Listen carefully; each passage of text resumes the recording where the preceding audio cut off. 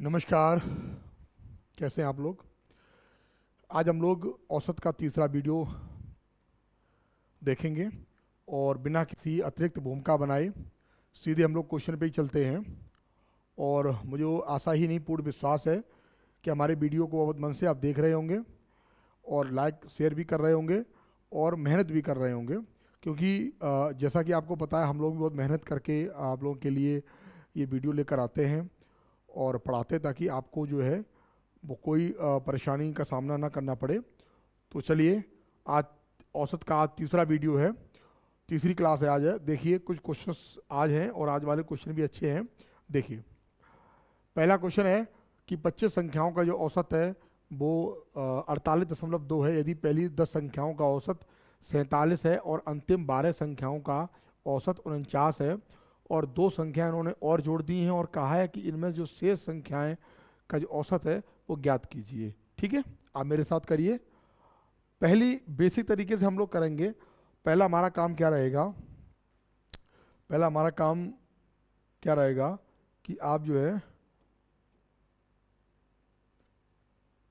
ठीक है, तो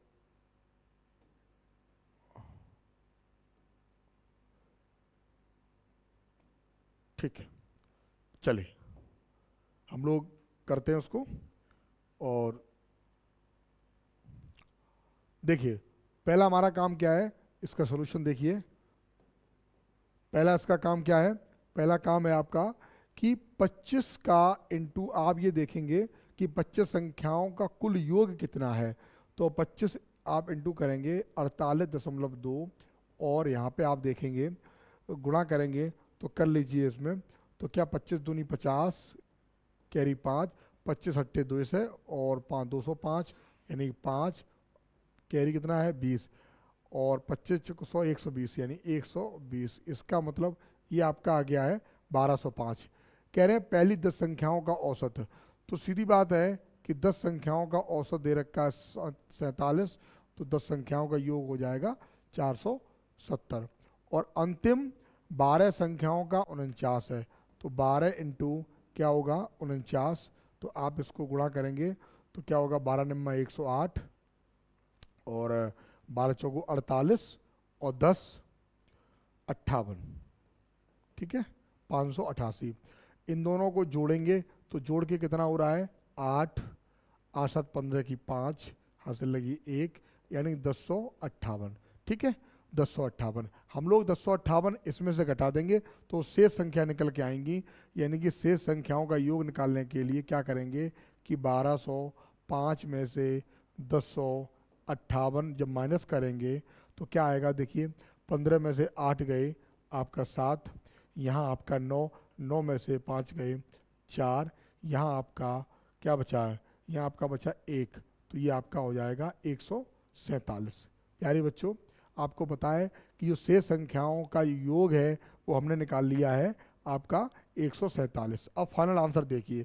देखिए, तीन संख्याएं जो हैं वो 147 है और अगली संख्या जो है वो क्या है 58 और 69। तो 58 और आपका 69 और बटे संख्या कितनी हो गई, 3 तो ये हैं और 2 ये हैं, तो कितने का भाग होगा 5 का भाग होगा। जरा करके देख लीजिए आप, तो क्या होगा, देखिए 8 और 7 15, 15 और 9 24 होता, 24 की 4, हासिल लगी 2, 6 2 8, 8 5 13, 13 और 4 17, 17 की 7, हासिल लगी आपकी 1 और ये आपका हो जाएगा 274 बटे 5। तो क्या हो जाएगा ये पचम 25, पचम 25, कितने बचे आपके 2, ठीक है ना।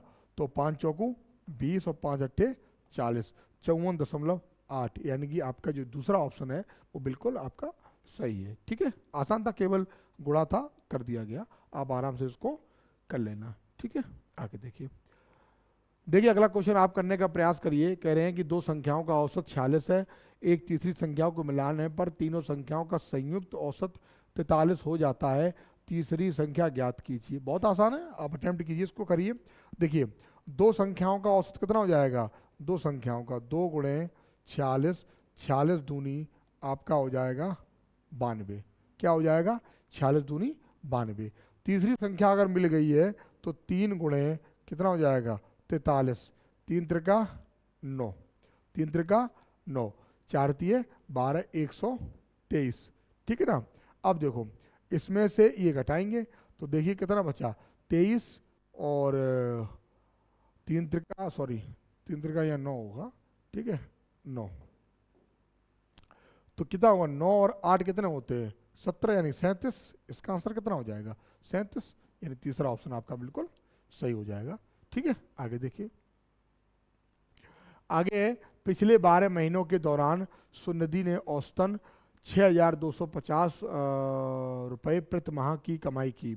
पहले 10 महीनों के दौरान उसकी औसत कमाई 5800 प्रति माह थी। अंतिम 2 महीने की अवधि के दौरान सुनिधि की प्रति माह औसतन कमाई कितनी थी।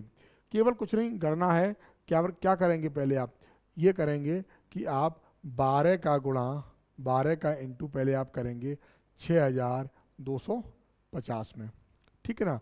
जब इसको इंटू करेंगे तो बेटा कितना हो जाएगा जरा देखो, ऐसा कर लो आप पहले 12 गुणा आप 6 में कर लो, किस में करेंगे 6,000 में, तो आपका ये हो गया है 72,000, ठीक है ना। अब आपका 12 का गुणा आपको किस में करना है 25 में करना है, तो इसमें क्या जोड़ेंगे आप सीधा जोड़िए 0, 12 पंचे 60 की 0 और 12 दूनी 24 और ये आपका हो गया 30, यानी ये टोटल हो गया आपका 75,000। कितना हो गया 75,000। 12 का गुणा आपने 6,250 में किया है तो आपका हो गया 75,000। कह रहे हैं कि पहले 10 महीनों में 5800, पहले 10 महीनों में देखो पहले 10 माह में कुल कमाई 58,000 हो जाएगी। कितनी हो जाएगी 58,000, ठीक है ना। अब क्या बचा 17,000 बचा। भाई इसमें से जब माइनस करेंगे क्या करेंगे माइनस 75,000 में से 58,000 माइनस करेंगे तो आपका 17,000 आएगा, वो भी कितने महीने के लिए 2 माह का। अंतिम 2 महीने के दौरान सुनिधि की प्रति माह औसतन कमाई कितनी है, तो दोनों महीने की मिलाकर कितनी है 17,000, तो एक महीने की कितनी है 2 का भाग कर देंगे, 2 का भाग करेंगे तो 17,000 का जब आधा करेंगे तो आपको भी पता है कि 8500 आएगा, यानी इसका आधा करेंगे 8500 आ जाएगा। इसका मतलब आपका पहला ऑप्शन बिल्कुल सही है। आप कमेंट में बताते रहिएगा कि आपको समझ में क्लास आ रही है या नहीं आ रही है। मैं पूरा प्रयास कर रहा हूँ कि क्लास आपको बिल्कुल बेहतर तरीके से समझ में आए। मैं एक एक कैलकुलेशन करके मैं आपको दिखाता हूँ, है ना। चलिए आगे देखिए, अगला सवाल है कि 38 संख्याओं का औसतन 51 है। औसत क्या है 51 है। पहली 24 संख्याओं का औसत 45 है और अंतिम 5 संख्याओं का औसत कितना है 60 है। तो शेष संख्याओं का औसत क्या है। तो शेष संख्याएं 4 बची हैं तो 4 का निकालेंगे। तो पहले क्या करेंगे हम, पहले आप करेंगे, पहले क्या करेंगे, पहले 38 में कितना इंटू करेंगे 51, कितना इंटू करेंगे 51। तो देखो जैसा कि मुझे थोड़ी आदत है कैलकुलेशन करने की, तो 38 का पहले गुणा 1 में कर दीजिए, इसको अलग रख दीजिए। अब 38 में गुणा 50 का करेंगे, तो 38 में अच्छा अगर 38 में गुणा अगर हम पूरा करते किस में 100 का, तो कितने हो जाते 3800, और जब 50 में गुणा करेंगे आधे में गुणा करेंगे तो कितना हो गया 1900, कितना हो गया 1900, यानी ये गुणा जो आ गया है वो 1938 आ गया है 1900। ये देखो कैलकुलेशन करने की अपनी एक तरीका होता है, अपना एक तरीका होता है, और इसी में एग्जाम में अच्छे बच्चे जो क्या करते हैं वो समय बचा लेते हैं। हमारी गणना को आप देखा करो कि जैसे मैंने क्या किया, मैंने यहाँ उसको 38 का ना मुझे पढ़ा याद है ना मैंने उसका गुणा किया, मैंने क्या कर दिया है कि 38 सेकंड 38 को अलग कर दिया है, और अब ये बचा 50। तो 38 का अगर हम 100 होता है यहाँ, तो अगर 100 का गुणा करते तो 3800 हो जाता, बट यहाँ कितना है 50, यानी कि उसका आधा है, तो 3800 का आधा कितना हो जाएगा 1900, तो दोनों को जोड़ दिया 1938 हो गया। अब देखिए कह रहे हैं कि 24 संख्याओं का कितना है 45। अब इसका भी गुणा करके देख लेना, देखो 24 गुणे 45। अब बात समझना, ये 20 है, 20 और 4 24, और ये क्या 45। देखिए 45 दूनी 90, 900 हो गया, और 45 चौकू कितना होता है 180, कितना होता है 180, यानी ये आपका हो गया 1080, ये कितना हो गया 1080। और अंतिम 5 संख्याओं का औसत कितना है 60, तो अंतिम 5 का कितना होगा, अंतिम 5 यानी कि 5 गुणे 60 बोले तो 300, कितना हो गया 300।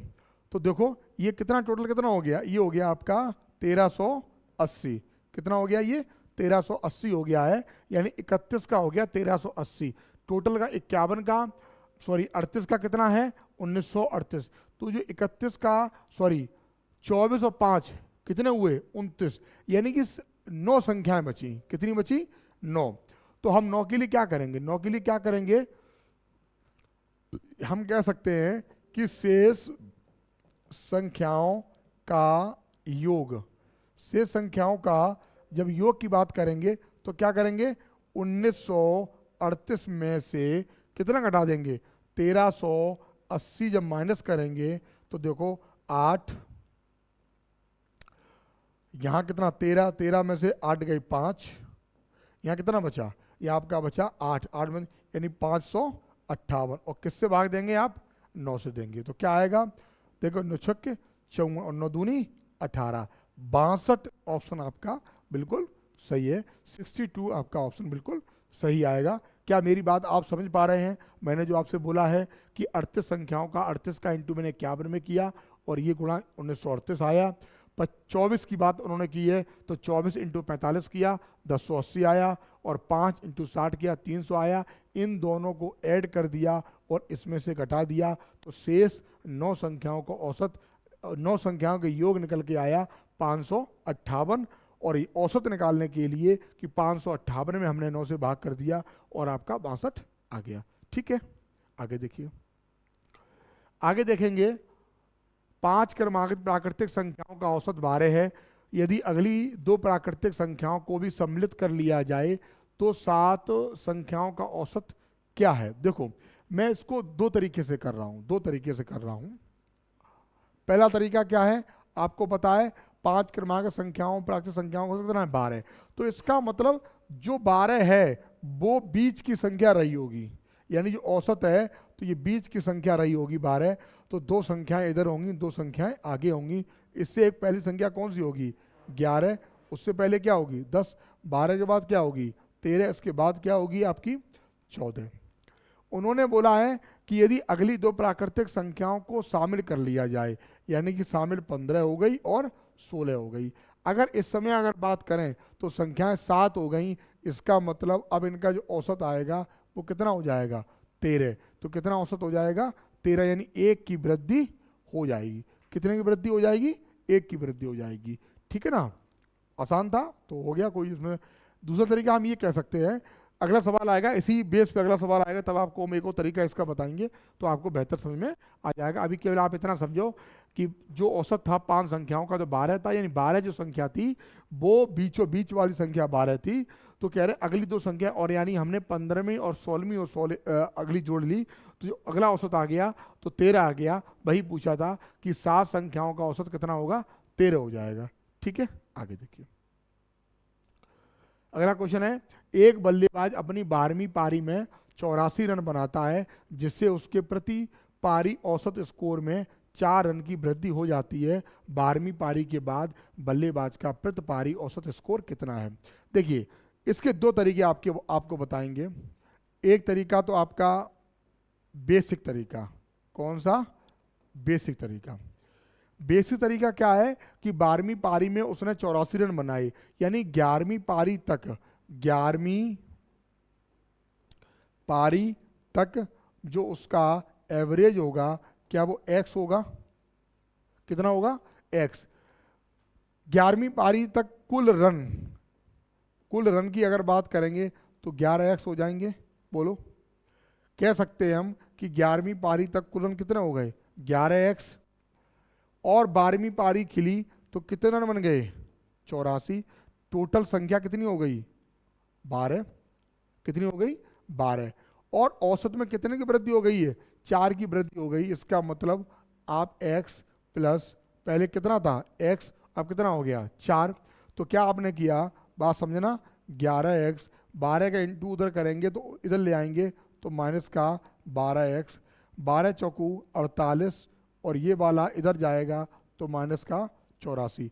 यहाँ से माइनस एक्स आया और यहाँ से क्या निकला माइनस का, देखिए 14 में से 8 गए, 6 बचे और 7 में से 4 गए, कितने बचे 3, वो भी माइनस से माइनस कैंसिल हो गया। एक्स का मान आपका 36 आ गया। इसका मतलब पूछा क्या है आपसे, 12वीं पारी के बाद बल्लेबाज का प्रति पारी औसत स्कोर क्या होगा, यानी कि ये जो औसत निकला है वो 11वीं पारी तक निकला है और 12वीं पारी के लिए तो क्या हुआ, 12वीं पारी के बाद औसत क्या हो जाएगा, 36 + 4 यानी कि आपका 40, कितना हो जाएगा 40। लेकिन ये जो क्वेश्चन मैंने आपको बताया है एक प्रॉपर वे में बताया है, प्रॉपर तरीके में बताया है। अब मैं इसको एक लाइन में करने का प्रयास करूंगा, अगर आपकी समझ में आए तो बताना, अगर तरीका अच्छा लगे तो भी वीडियो को लाइक करना। कैसे कि मैं सीधा एक लाइन में कर रहा हूँ कि 12वें पारी में कितने की वृद्धि हो गई है 48 की, तो सीधा हम 84 में से 48 घटाएंगे तो कितना आएगा 36 आएगा, कितना आएगा 36 आएगा। और ये 11वीं पारी का औसत निकला और इसमें 4 और जोड़ दिया तो आंसर क्या आया 40 आया। ये तरीका आप किसी भी सवाल में लगाएंगे आपका आंसर बहुत जल्दी से आएगा और एक पारी कम का आंसर आता है। अगर 12वीं पारी की बात तो 11वीं पारी का औसत निकल के आएगा 36 और बाद में अगर 12वीं पारी की बात कर रहे हैं तो उसमें उतना ही जोड़ दो जितना अगली पारी में जो आपको रनों की वृद्धि की बात की उतना उसमें आप ऐड कर सकते हो, तो आपका आंसर एक लाइन में आएगा। तो तरीका ये भी सीख लो और ये तरीका एग्जाम के लिए, जब आप एग्जाम में बैठे होते हैं एग्जाम के लिए ये तरीका है, तब आप एक लाइन में आप इसको कर सकते हैं। ठीक है, आगे देखिए, आगे है 70 का 45% और 110 का 35% का औसत कितना होगा। ठीक है, आसान है, मैं थोड़ा सा आपको बता दे रहा हूँ कि 70 × 45/100 बात समझना, प्लस दोनों को जोड़ के भाग देना ही है ना। तो देखो अगला क्या होगा 110 × 35%, 0 से 0 गया, इधर 0 से इधर 0 गया। अब देखो इन दोनों को जोड़ो, क्या होगा 7 × 45, हर दोनों कैसा है समान है, तो क्या होगा 11 × 35 और बटे हर केवल एक बार। दो एक संख्या ये है और एक संख्या ये है, तो दो संख्याएं दो का भाग कर दो, 2 का भाग कर दो, आपका आंसर आ जाएगा। अब ये संख्या और कट सकती हैं, 5 से काट दीजिए तो 5 दूनी 10, 5 नेम 45 और 5 सत्ते 35, 9 7 कितना आएगा 9 7 63 प्लस 9 7 63 और 11 7 77, इन दोनों को जोड़ेंगे और 2 दूनी 4 से भाग करेंगे। तो देखो भाई 7 3 10 की 0 और 6 और 7 13 और 1 14, 140/4 और 140/4 का मतलब होता है आपका 35। कितना होता है 35, क्योंकि 35 चौकू 140 होता है। ठीक है, ये तरीका आपको कैसा लगा, बहुत कैलकुलेशन की सब बात है, कैलकुलेशन आप कैसे भी कर सकते हो। हम ऐसे भी कर सकते थे इसको कि इसको पहले हम सॉल्व करते, उसके बाद इसको सॉल्व करते और सॉल्व करने के बाद दोनों को जोड़ते और फिर 2 से भाग करते। कहीं ना कहीं मैंने उसको एक साथ काम किया है तो कहीं ना कहीं समय थोड़ा सा बचा जरूर होगा। मैं आपको अभी समझा रहा हूं तो फिर भी 2-3 लाइन में कर रहा हूं। अगर मुझे स्वयं क्वेश्चन अगर करना हो एग्जाम में तो मुझे लग रहा है कि एक ही लाइन में होगा और आंसर 10 से 12 सेकंड में निकल कर आएगा। ठीक है, आगे देखिए, आगे है 7 क्रमागत संख्याओं के अनुक्रम पर विचार कीजिए। यदि पहली 5 संख्याओं का औसत z है और अंतिम 3 संख्याओं का औसत ज्ञात कीजिए, अंतिम 3 संख्याओं का औसत ज्ञात कीजिए और जो आंसर है वो z के फॉर्म में है। पहले मैं एक बात आपसे बता रहा हूं, ये क्वेश्चन अगर ऐसे होता कि 7 क्रमागत संख्याओं का औसत z है और अगली 2 संख्याएं और जोड़ दी जाए तो औसत में कितने की वृद्धि हो जाएगी। मान लीजिए हम अपने हिसाब से कर रहे हैं कि हमने 7 संख्याएं ली, 1 2 3 4 5 6 7। तो इस समय कितना औसत है, इस समय औसत कितना है, 4 है। कितना है, 4 है। तो अगर हम दो संख्याएं और जोड़ दें, यानी 8 जोड़ दें, 9 जोड़ दें, तो संख्या कितनी हो गई अब इसका औसत कितना हो जाएगा, इसका औसत कितना हो जाएगा, 5 हो जाएगा। यानी पहले कितना औसत था, 4, अब कितना हो गया, 5, यानी 1 की वृद्धि हो गई। कितने की वृद्धि हो गई, 1 की वृद्धि हो गई। अब इस सवाल पे हम आते हैं, इसको कैसे करेंगे, तो जरा इसको जरा देखिए, इसको कैसे करेंगे। ऐसा भी क्वेश्चन एक हम पीछे करवा चुके हैं, शायद दूसरे या पहले वीडियो में ऐसा क्वेश्चन होगा, तो इसको देखिए। इसको कैसे करेंगे, कह रहे हैं 7 क्रमागत संख्याओं का अनुक्रम पर विचार कीजिए। यदि पहली 5 संख्याओं से जेड, पहली 5 का, तो पहले हम लिखेंगे पहली 5, पहली 1 है, दूसरी 2 है, तीसरी 3 है, 4 है और 5 है। तो इस समय जो औसत होगा वो कितना है, 3, और उनके हिसाब से कितना है, जेड, उनके हिसाब से कितना है, उनके हिसाब से है जेड। ठीक है ना। अगर मैंने बोला है, उन्होंने बोला है 7 संख्या, अंतिम 3 संख्याओं का औसत ज्ञात कीजिए। देखो थोड़ी देर के लिए 7 क्रमागत संख्या है, तो हमने तो पहले 7 ये 5 है, तो अगली संख्या 6 हो जाएगी, अगली 7 हो जाएगी। तो उन्होंने ये बोला है कि अंतिम 3 संख्याओं का औसत क्या होगा। अंतिम 3 का मतलब ये 3, इन 3 का औसत कितना है, इन 3 का औसत कितना है, 6 है। कितना है, 6। अच्छा ये बताइए इन दोनों में अंतर कितना है, इन दोनों में अंतर कितना है, 3 का। यानी कि अगर इसका मान जेड है तो कितना आगे 3 और 6 में कितना अंतर है, 3 का। यानी कि जो अगला जो औसत आएगा वो जेड प्लस 3 आएगा। कितना आएगा, जेड प्लस 3 आएगा। ठीक है, बहुत आसान तरीके से मैंने आपको सवाल बता दिया, बिना एक्स मान के। कुछ नहीं इसमें करना है, केवल छोटा सा एक कॉन्सेप्ट था, वो कॉन्सेप्ट मैंने आपको समझा दिया है। ठीक है, आगे देखिए। आगे है, वनडे मैच में टीम इंडिया ने पहले 30 ओवरों में प्रति ओवर 5.6 रन की औसत रन से रन बनाए। शेष 20 ओवरों में 320 रन के कुल लक्ष्य को पूरा करने के लिए टीम को प्रति ओवर कितने रन बनाने चाहिए। आप सवाल समझ में आपको आ रहा होगा कि पहले 30 ओवरों का औसत ये है, और शेष 20 ओवरों में कितने क्या औसत रहना चाहिए। लक्ष्य कितना है, 320 का लक्ष्य रखा है। तो हम ये देखते हैं कि 30 ओवरों में हमने कितने रन बनाए, वो रन इस लक्ष्य में से निकाल देंगे। बचा हुआ जो रन होगा वो 20 ओवरों में हमें चाहिए। तो रन रेट हमारा क्या होना चाहिए। देखिए, तो पहले हमने क्या देखा, क्या किया हमने, 30 ओवरों में, ओवरों के कुल रन कितने हो जाएंगे, 30 इंटू कितना है, 5.6।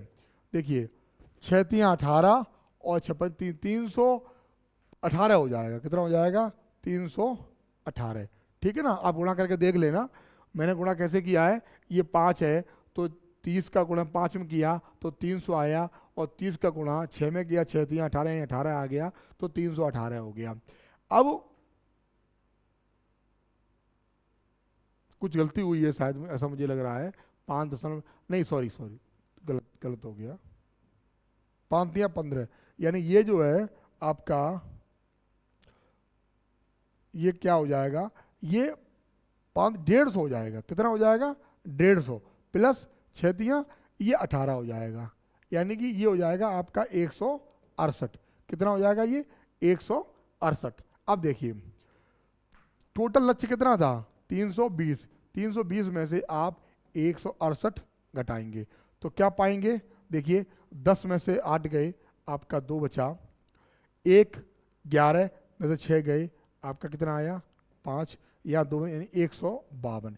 152 जो आपका आया है वो क्या है, वो कितने में, 20 ओवरों की बात उन्होंने की है। कितने का, 20 ओवरों की बात की है, यानी 2 गुणे 10। यहाँ भी जरा देखिएगा, अब 152 का जब आधा करेंगे तो 76, कितना आएगा, 76 बटे 10, और 76 बटे 10 का मतलब 7.6, यानी 7.6 रन प्रति ओवर आपका होना चाहिए। बेटा केवल कैलकुलेशन पर ध्यान दीजिए, मैं जैसे कैलकुलेशन करता हूँ आप भी उसी तरीके ध्यान दीजिए। मैं 20 का भाग भी दे सकता था सीधा, 20 का भाग करेंगे तो 20 7 140 होता है। कहीं ना कहीं चीज़ों को जितना आप आसान बना लो उतना आपके लिए ज़्यादा बेहतर है। ठीक है, चलिए आप आगे देखिए। चलिए मैं 1 मिनट का आपको समय दे रहा हूं, इस क्वेश्चन को जरा आप करिए और देखिए क्या आप कर पाएंगे इसको। कई सारी क्लासेस हो चुकी हैं और मुझे ऐसा लग रहा है कि ये क्वेश्चन आप कर लोगे, और यदि आपने ये क्वेश्चन कर लिया तो बड़ा आप अच्छा, मुझे भी अच्छा लगेगा। ठीक है, तो देखिए मैं सवाल को पढ़ रहा हूँ। किसी समूह के 60 विद्यार्थियों में से लड़कों की संख्या और लड़कियों की संख्या का अनुपात 2:1 है। ठीक है, और यदि लड़कों का औसत वजन 50 किलोग्राम है और लड़कियों का औसत वजन 44 किलोग्राम है, तो समूह के सभी विद्यार्थियों का औसत वजन किलोग्राम में कितना होगा। ठीक है, कर लिया होगा आपने। चलिए मैं भी बता दे रहा हूँ आपको।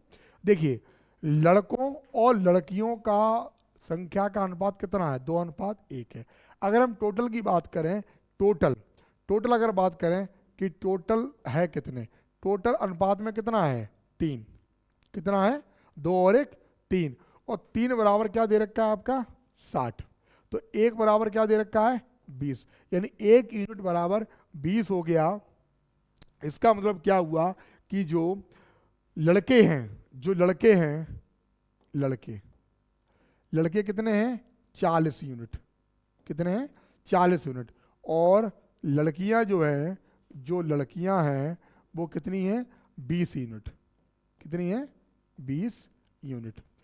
अब इनका कितना वजन है, लड़कों का कितना वजन है, 50। तो क्या होगा, 40 गुणे 50 यानी कि आपका कितना हो गया, 2000, प्लस लड़कियां कितनी हैं, 20। तो कितना हो जाएगा ये, 44 दूनी 88 यानी 880 बटे, दोनों को बटे, और कितने भाग देंगे आप, 60 से भाग देंगे, यानी दोनों का 60 का आप भाग दीजिए। देखिए इस जीरो से ये भी कटेगा और ये भी कटेगा। कितना हो गया आपका, 288। बात समझना, 288 बटे 6, 288 बटे 6। तो आप करिए 6 चौकू 24, कितने, और 8 6 48, यानी जो आंसर आपका आएगा इसका वो 48 बिल्कुल आपका सही आंसर हो जाएगा। ठीक है, देख लो, कर लो इसको। चलिए आगे देखिए। आगे है, एक स्कूल में लड़के और लड़कियों की औसत आयु 16.8 वर्ष है, लड़कों की औसत आयु 15.4 वर्ष है और लड़कियों की औसत आयु 18.2 है वर्ष है। तो स्कूल में लड़कों और लड़कियों की संख्या का अनुपात कितना होगा। ठीक है, देखिए मैं आपको बता दूं, जब कभी ऐसा होता है कोई एक सेगमेंट का औसत दिया है और एक सेगमेंट का औसत दिया है और इन दोनों को मिला के एक सेगमेंट दिया है, तो हम लोग तरीका होता है एलिगेशन, उस विधि से हम लगा लेते हैं। जैसे अगर हम बात करें, यहाँ हम लड़का का अनुपात लिखें और यहाँ आप लड़कियों का लिखें, तो लड़कों कितना है, लड़कों का 15.4,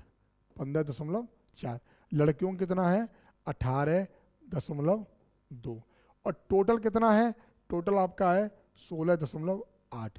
तो इसमें से ये घटाएंगे तो यहाँ पर आंसर आएगा, क्या आएगा, 12 में से 8 गए, 4 बचे, और 7 में 6 गए, 1 बचा, यानी 1.4। ठीक है, अनुपात इसमें घटाएंगे तो 8 में से 4 गए 4, और 6 में से 5 गए 1. अब देखिए दोनों ही बराबर हैं, यानी ये इससे कट जाएगा, इसका मतलब 1:1 आपका आंसर आ जाएगा, यानी कि दूसरा ऑप्शन बिल्कुल आपका सही हो जाएगा। ठीक है, तरीका आपको अच्छा लगा होगा। आगे देखिए, आगे कह रहे हैं कि 3 संख्याओं में से पहली संख्या दूसरी संख्या की दुगनी और तीसरी संख्या की तिगुनी, यदि तीनों संख्याओं का औसत 880 है तो सबसे छोटी संख्या क्या होगी। देखो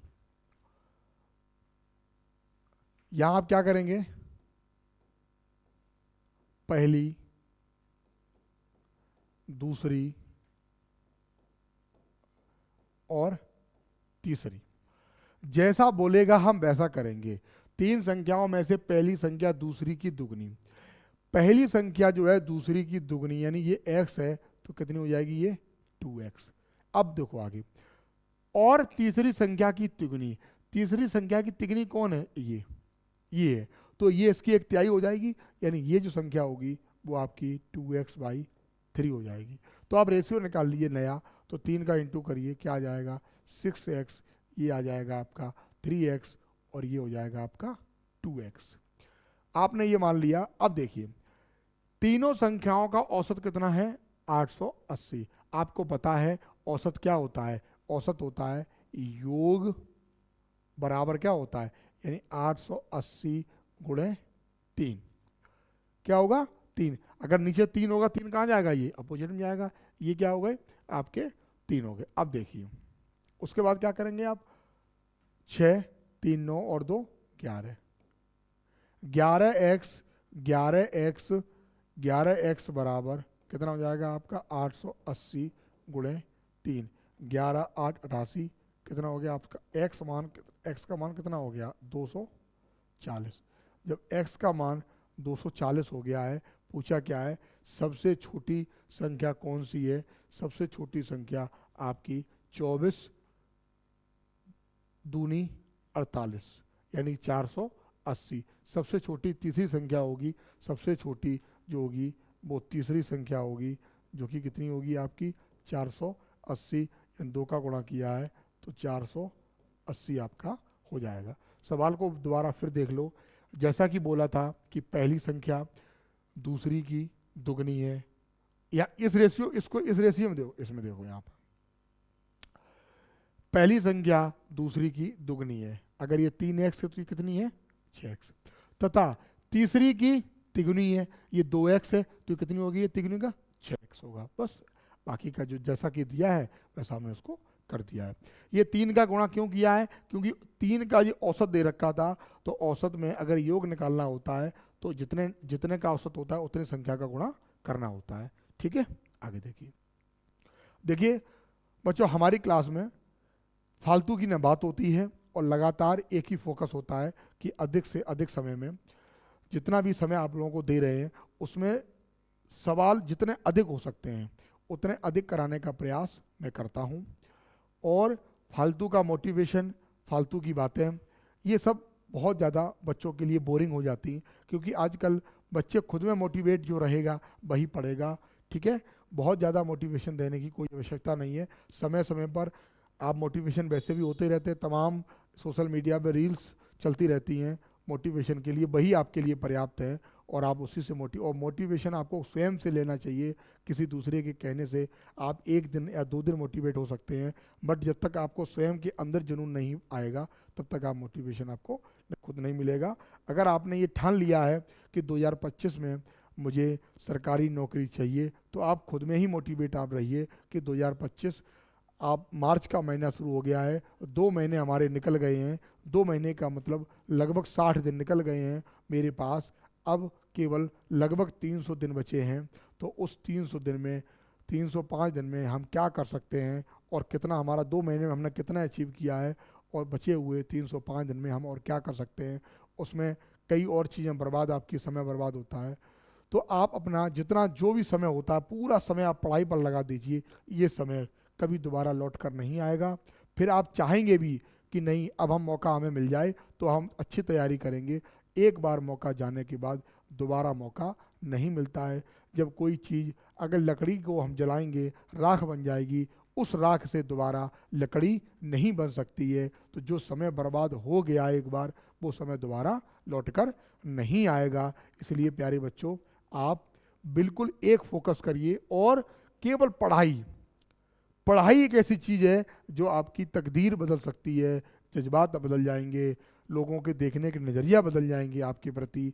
ठीक है ना, आपका सम्मान आपको मिलेगा। व्यक्ति वही होंगे आप जो आज हैं, नौकरी लगने के बाद बस वही शरीर होगा, सब कुछ वही होगा, लेकिन केवल आपको नौकरी केवल मिल जाएगी, सरकारी नौकरी, इससे बहुत कुछ आपके माँ बाप का सम्मान बढ़ जाएगा, रिश्तेदारी में आपका सम्मान बढ़ जाएगा, पिता आपके गर्व से कहेंगे कि मेरा बुढ़ापा अब बहुत अच्छा हो गया।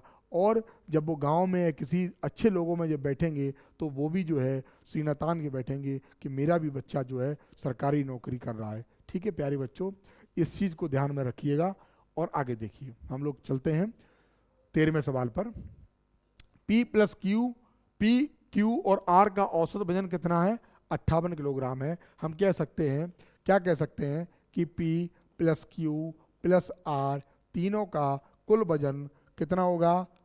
58 इंटू 3 का गुणांक करेंगे, 8 तियाँ 24 की 4, 5 तियाँ 15 और 2 17, 174 किलोग्राम आपका ये हो गया। उसके बाद कह रहे हैं P प्लस क्यू का औसत वजन 54 है, तो 54 दूनी 160 किलोग्राम।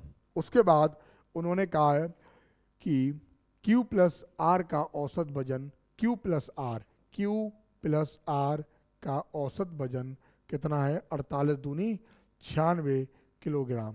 अब देखिए पूछा किसका है? Q का वजन कितना है? किसका पूछा है? Q का वजन कितना है? तो Q का वजन निकालना है। तो देखो Q का वजन कैसे निकलेगा? Q का वजन ऐसे निकलेगा कि आपको पता है कि यहाँ से PQ, यहाँ से आप R की वैल्यू निकाल लें और R का मान यहाँ रख दें तो Q का मान अपने आप निकल आएगा। कैसे भी निकाल सकते हैं आप, चाहे आप यहाँ से QR का मान रख दें, P का मान निकल आएगा, यहाँ रख दोगे तो Q का मान निकल आएगा।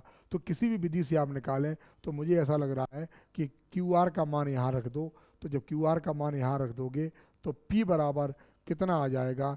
174 में से 96। देखिए 14 में से 6 गए, यहाँ 8 और यहाँ आपका बचा कितना? यानी कि 18, यानी कि आपका हो जाएगा 98, ठीक है ना। यहाँ आपका यहाँ आपका बचेगा 16, 9 7 16 यानी कि 7 बचेगा। कितना बचेगा आपका? 7। फिर देखो यहाँ 14 में से 6 गए 8, यहाँ 16, तो 9 7 16 होता है 7 यानी 78। अब P का मान अगर 78 आया तो Q का मान निकालने के लिए क्या करेंगे? Q का मान निकालने के लिए समीकरण 2 से देखेंगे तो Q बराबर क्या होगा? 108 में से आप कितना माइनस करेंगे? 78 माइनस करेंगे तो क्या आएगा? 8 में से 8 गया तो 0 और 10 में से 7 गया, यानी कि आपका 30 किलोग्राम आंसर आ गया। यानी कि तीसरा ऑप्शन बहुत आप लोगों के लिए, बच्चा कितना भी कमज़ोर है धीरे धीरे गणना करने का प्रयास करते हैं। बहुत ज़्यादा भागने से कोई मतलब नहीं है। आपको अगर समझ में नहीं आएगा तो बड़ी समस्या रहेगी, मेरी सारी मेहनत बेकार हो जाएगी। चलिए ठीक है, देखिए आगे देखिए कह रहे हैं कि 11 सदस्यों वाली एक क्रिकेट टीम के कप्तान की आयु 35 वर्ष है। अच्छा सवाल है ये। और विकेट कीपर कप्तान से 5 वर्ष बड़ा है। यदि इन दोनों की आयु को न गिना जाए तो शेष खिलाड़ियों की औसत आयु पूरी टीम की औसत आयु से 3 वर्ष कम है तो पूरी टीम की औसत आयु कितनी है? ठीक है, अच्छा सवाल है। देखिए मान लीजिए, एक बात ध्यान रखो, मान लीजिए हमने ये कहा, माना कि 11 सदस्यों की एक क्रिकेट टीम की जो कुल आयु है वो कितनी है? क्या औसत कितना है? 11 सदस्यीय टीम का जो एवरेज वो कितना है? x है। तो उनकी कुल आयु कितनी हो जाएगी? कुल आयु कितनी हो जाएगी? 11x वर्ष। कितना हो जाएगा? 11x वर्ष। अब बात समझना, कप्तान की कितनी है? 35 और विकेट कीपर कप्तान से 5 वर्ष बड़ा है, इसका मतलब 40 का है। तो हम एक लाइन में करने का प्रयास करेंगे कि टोटल कितनी है? 11x। इसमें से कितने घटेंगे? इसमें से एक तो 35 घटा दो और एक विकेट कीपर घटा दो जो कि 5 वर्ष बड़ा है किससे? कप्तान से। तो कितना हो जाएगा? ये आपका हो जाएगा ये 40 वर्ष। अब क्या करना है इसमें? टोटल लोग कितने बचे हैं भाई? 11 थे, 2 निकल गए, कितने बचे? 9 बराबर। अब देखो बराबर में क्या कह रहा है? बराबर में ये कह रहा है शेष खिलाड़ियों की औसत आयु पूरी टीम की औसत आयु से 3 वर्ष कम है। पूरी टीम कितनी थी? x, कितनी कम हो गई, 3 कम हो गई, बस एक बार में ही आंसर आ गया। देखिए क्या हो जाएगा, ये 11x माइनस इन दोनों को क्या करेंगे, जोड़ेंगे तो कितना आ जाएगा, 75 आ जाएगा, क्योंकि माइनस का ये भी है, माइनस का ये भी है, दोनों जुड़ेगा तो कितना हो जाएगा, ये आपका 75 हो जाएगा। और बराबर में 9 का इंटू करेंगे तो कितना हो जाएगा, 9x हो जाएगा, और 9 तियाँ 27 हो जाएगा। इसको इधर लेके आएंगे तो 2x हो जाएगा, और उसको उधर लेके जाएंगे तो क्या हो जाएगा, माइनस का 27 और प्लस का 75। तो ये आपका हो जाएगा 2x बराबर, यहाँ से घटेंगे तो देखो 15 में से 7 गए, 8 बचे, 6 में से 2 गए, 4 बचे, 2 से काटेंगे तो आपका 24 आ जाएगा, यानी x का मान आपका कितना आ जाएगा, 24, यानी 24 वर्ष। पूछे हैं कि पूरी टीम की औसत आयु कितनी थी, 24 वर्ष, जो कि मैंने माना था x, और x की वैल्यू आपकी 24 आ गई। ठीक है, आगे देखिए, अगर नोट ना कर पाया तो एक बार कर लीजिए, इसको नोट कर लीजिएगा।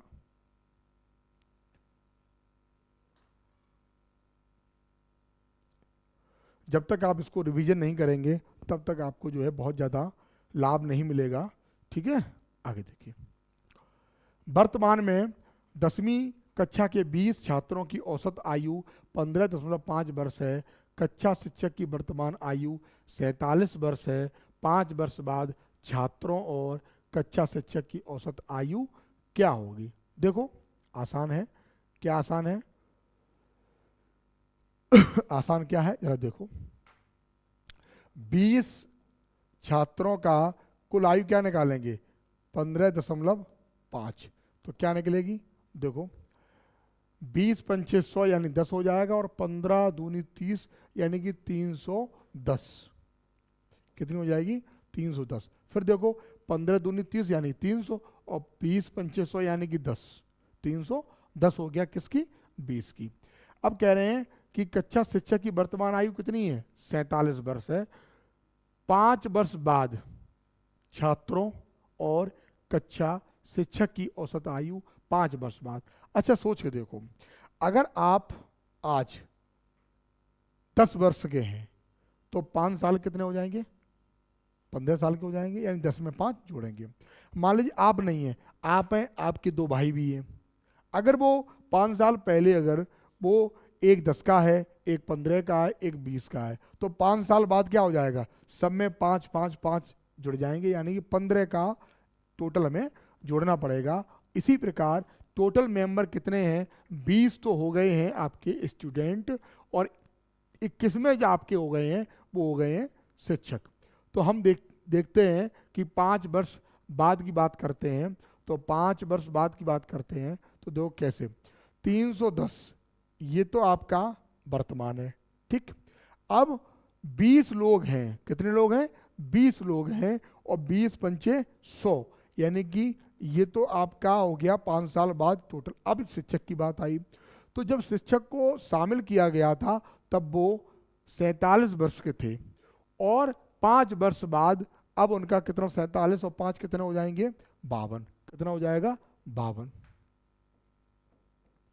बटे कितने टोटल लोग हैं, लोग कितने हैं, अब चूंकि 20 छात्र हो गए और एक शिक्षक, यानी 21 लोग हो गए, यानी 21 से आप क्या करेंगे, भाग करेंगे।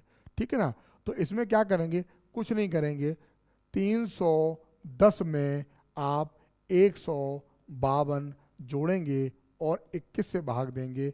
मेरे प्यारे बच्चों 3 और 1 4, यानी कि 462 में 21 का भाग देंगे तो देखो आपको पता है कि 21 दूनी 42, कितने बचे, 4, 21 दूनी 42, यानी 22 आंसर इसका आ गया। इसका मतलब पहला ऑप्शन है बिल्कुल सही है, बहुत ही आसान तरीके से मैंने इसको कर दिया है। और आप समझ पा रहे होंगे, जैसा कि मैंने बताया था, आप सोच रहे होंगे कि ये 100 कहाँ से आ गए।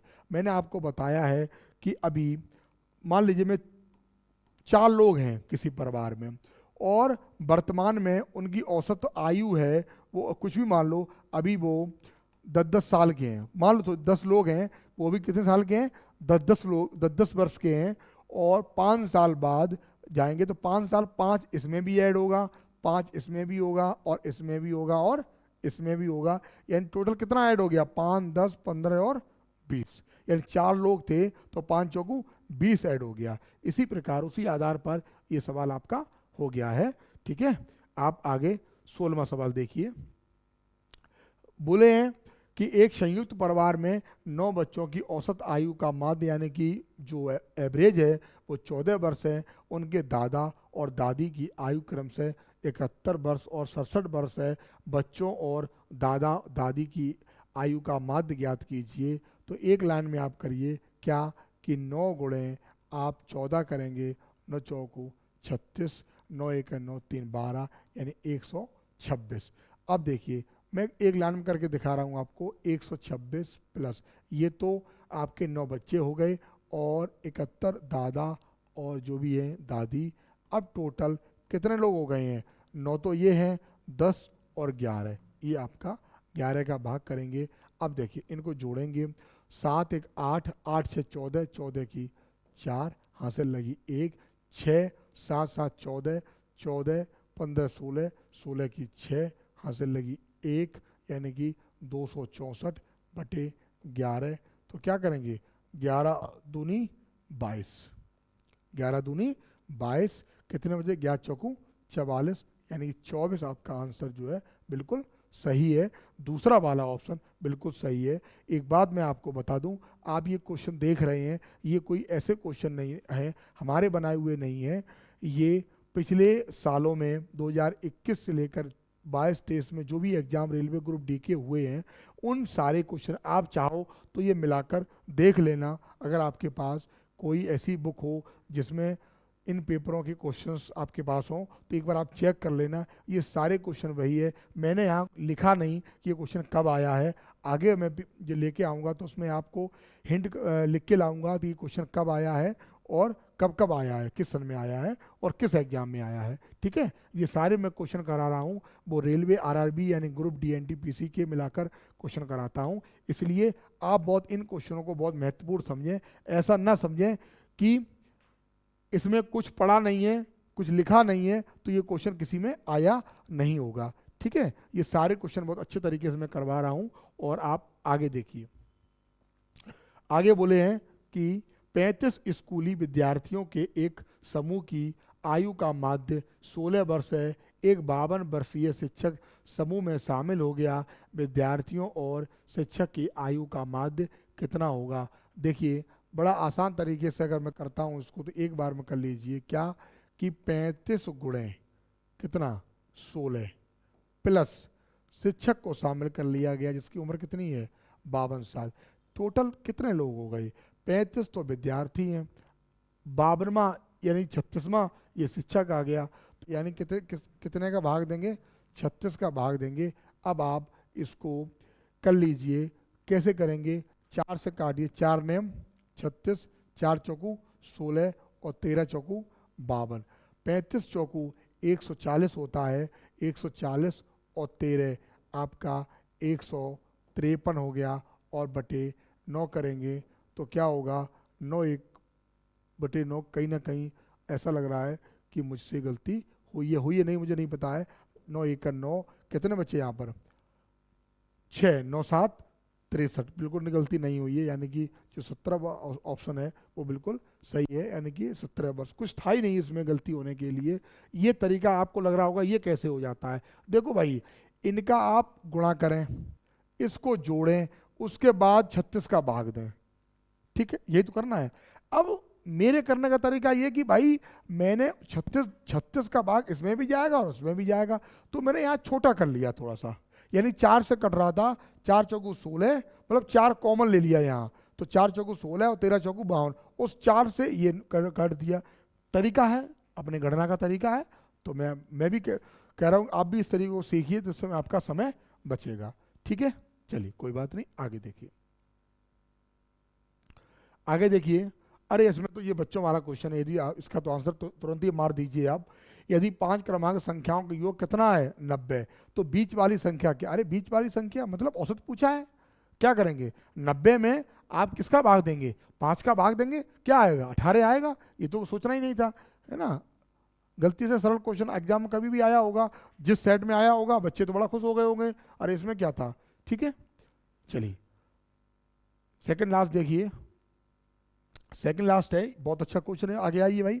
देखिए, इस वर्ष के अनुसार 8 सदस्यों के परिवार की औसत आयु 39 वर्ष है। यह मानते हुए कि परिवार 6 वर्ष बाद एक नवजात शिशु को गोद लेता है, अब से, अब का मतलब वर्तमान, अब से 10 वर्ष बाद परिवार की औसत आयु क्या होगी, परिवार की औसत आयु क्या होगी। देखिए, अगर मैं इसको बहुत ज़्यादा वैसा ना करूं तो आप ये समझो एक लाइन में कि 8 सदस्यों कितने की औसत, यानी 8 गुणे